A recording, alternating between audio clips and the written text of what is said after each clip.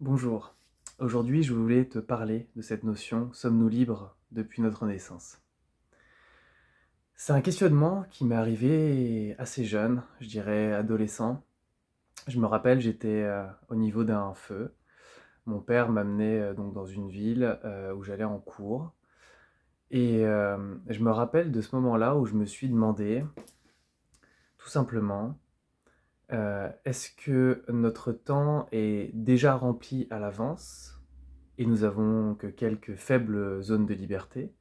Ou est-ce que nous sommes pleinement libres de remplir notre temps comme nous le voulons? Et tout ça m'a amené à une réflexion plus profonde, c'est sommes-nous vraiment libres depuis la naissance? C'est-à-dire que depuis la naissance, on nous amène à la maternelle, puis à l'école, puis après à faire des études, puis après à travailler, et ensuite à penser à la retraite et à la mort. Et même si on veut aller encore plus loin, école, études, rencontrer quelqu'un, se marier, acheter une maison, penser à la retraite et penser à la mort. Dans ce chemin-là, quelle est notre liberté? Notre liberté est pleine et entière de construire notre vie comme nous le désirons. On se rend compte qu'une vie est déjà toute tracée pour nous et que beaucoup suivent cette ligne parce que depuis tout jeune, on nous apprend que c'est peut-être la seule ligne de vie que l'on a dans ce système. Pourtant, certaines personnes se demandent aujourd'hui: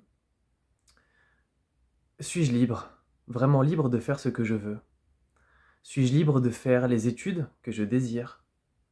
Et sans être cantonné par, les moyens de mes parents, sans vouloir les critiquer, sans être cantonné par le bassin de vie dans lequel je suis, sans être cantonné par les études qu'on me propose et les cases qu'on me propose au niveau travail. Suis-je libre de vivre aussi sans argent?» C'est aussi une vraie question.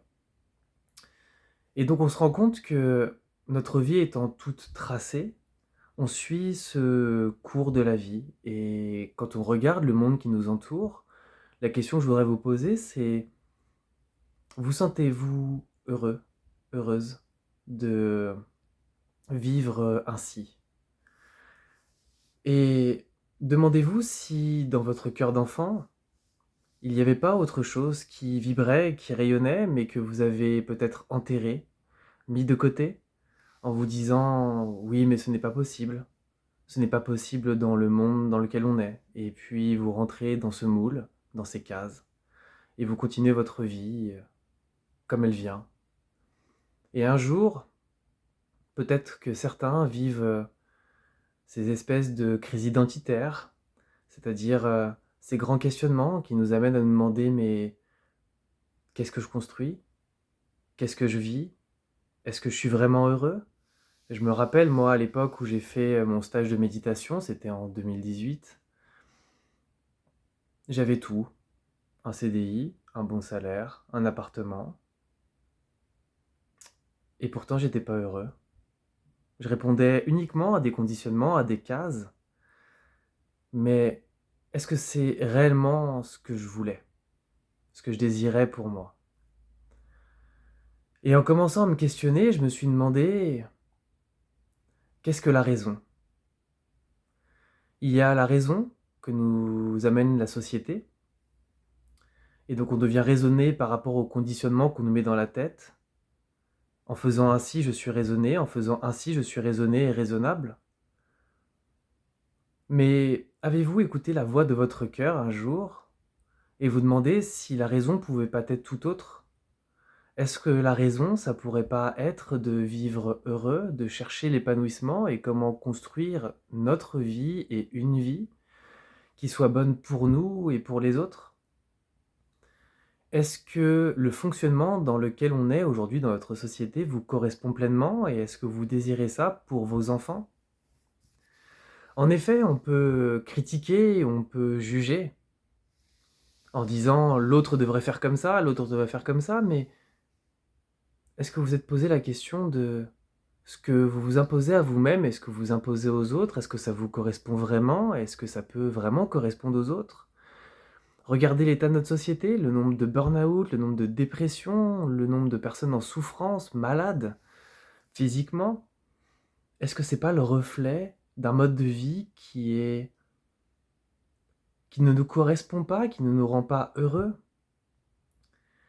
Et donc je voulais vous amener sur une réflexion aujourd'hui. Si vous pouviez prendre une feuille et un stylo, et vous poser bien entendu au calme, de prendre quelques longues et profondes respirations, puis en vous connectant à votre cœur, en posant les mains sur votre cœur, ici, vous demandez dans quel monde et dans quel système vous voudriez vivre. Pas un système qui soit enfermant, mais un système qui vibre vraiment avec vous. Quittez votre côté raisonnable, votre côté raisonné, même si ce que vous allez marquer sur cette feuille vous semble totalement fou et totalement improbable, même voire impossible. Prenez le temps d'écrire sur cette feuille tout ce qui vous vient, tout ce à quoi vous aspirez pleinement et en quoi cette liberté de créer et d'entrevoir ce monde, en quoi elle pourrait être nourrissante, pleine de joie, d'amour, d'épanouissement et de sens pour vous et pour les autres. Je vous demande aussi d'avoir une réflexion après, quand vous aurez fait ce premier travail, de vous demander si ce monde que vous êtes en train de concevoir sur cette feuille, ce monde qui vous anime, si il existait pleinement, qu'est-ce que ça apporterait dans votre vie, dans la vie en général, et dans le monde qui vous entoure? Qu'est-ce que cela mettrait en œuvre? Qu'est-ce que cela pourrait générer? Et qu'est-ce que cela pourrait transformer dans notre monde? Je pense qu'il est grand temps de quitter ces conditionnements dans lesquels nous vivons. Je ne dis pas d'être totalement déraisonné, je ne dis pas de mettre tacitement en place ce que vous avez écrit sur votre feuille, mais plutôt d'utiliser cette feuille comme un axe de réflexion, un axe d'action, pour pouvoir œuvrer différemment et de voir ce que cela génère en vous, dans votre vie et tout autour de vous. Vous seriez peut-être étonné de changer de tempérament, de comportement vis-à-vis de vous-même. Peut-être de changer de tempérament et de comportement vis-à-vis des autres. Et peut-être de réaliser également que le monde qu'on nous propose aujourd'hui, le système qu'on nous propose aujourd'hui, n'est peut-être pas la seule option. Et c'est la réflexion que je souhaiterais amener aujourd'hui. C'est pas de dire on va casser les codes, on va tout révolutionner. Non. C'est peut-être juste de se demander dans un premier temps, est-ce que la seule voie qu'on nous propose aujourd'hui est la seule et unique voie possible? Et est-ce qu'une autre voie ou d'autres voies ne sont pas possibles? Si chacun expérimente une voie, et qu'ensemble on peut converger, échanger, des fois on aura des points de divergence, mais si on peut, grâce à notre expérience de vécu, en essayant de sortir des codes et de se rendre compte que c'est peut-être pas impossible de concevoir une manière de vivre autre que celle que nous vivons aujourd'hui, et grâce à la somme de nos expériences, partager nos richesses respectives et singulières pour peut-être nous donner envie de nous réunir, tout simplement, et de nous dire « Et si on discutait un peu ensemble ? Et si on se rendait compte que le monde dans lequel on vit ne nous rend pas heureux, le système dans lequel on vit ne nous rend pas heureux, mais que d'autres options sont possibles, et comment est-ce qu'on peut faire ensemble, grâce à nos actions individuelles, puis notre réunion pour créer des actions collectives, transformer les choses et tendre vers autre chose? Pourquoi s'enfermer dans quelque chose qui ne nous correspond pas, sans nous demander, mais est-ce que une autre voie ne serait pas possible?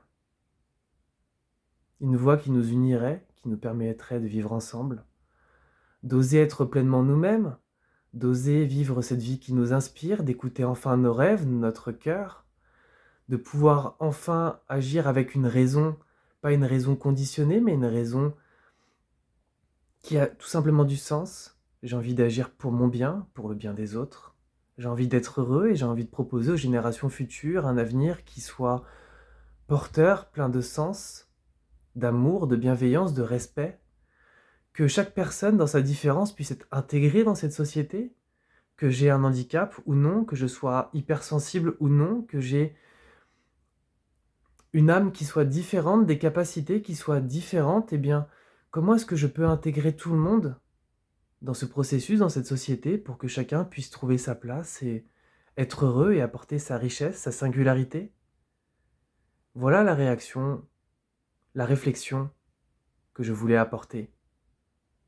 Cette réaction de Mais ouais, en fait, on peut peut-être changer les choses, on peut peut-être entrevoir les choses autrement. Et cette réflexion de: «Et si on se posait enfin, enfin la question et puis enfin soi-même dans notre vie pour nous demander: "Mais qu'est-ce qu'on veut vraiment?"» Même si ça semble totalement fou et de se dire: «Comment est-ce qu'on peut ensuite tenter, expérimenter ces choses et se dire: "Eh bien peut-être que ça en vaut la peine"?» Déjà pour moi et aussi pour les autres. Alors je vous invite à vous poser ces questions. Je ne cherche pas à vous dire qu'autre chose est possible ou à vous convaincre de quoi que ce soit, juste à vous amener une réflexion et à vous demander: est-ce que ça vaudrait pas la peine de se poser, d'y réfléchir et d'essayer de cheminer dans une nouvelle direction et de voir ce qui se passe, tout simplement. Je vous souhaite une très belle journée et je vous dis à très vite.